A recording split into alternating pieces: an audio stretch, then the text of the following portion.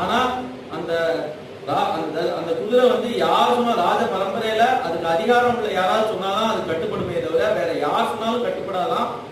ஆனா தசரதன் என்ன சொல்லியிருக்கான் அப்படின்னா, வைதிகால் உட்பட மரியாதை கொடுக்கணும், அந்த குதிரைகளுக்கு கூட பழகி வச்சிருக்காங்க. அதனால இந்த வைதிகால் வந்து சொல்றதுனால அது கட்டுப்படுறதான். ராமர் என்ன பண்றாரு அப்படின்னு பார்த்தா, இவாளை மீறி போகலையாம். ராமர் சொன்னா அந்த குதிரை கிளம்பிடும், ஆனா அப்படி மீறி போகலையாம். ரதத்துல இருந்து கீழே இறங்கிட்டான். ரதத்துல இருந்து கீழே இறங்கி நடக்க ஆரம்பிச்சிடான். அதுக்காக அவ சொன்னதை ஏத்துக்கவும் இல்லை, அதுக்கு மீறியும் நடக்கல. இது ஒரு சாமர்த்தியம் ராமருக்கு.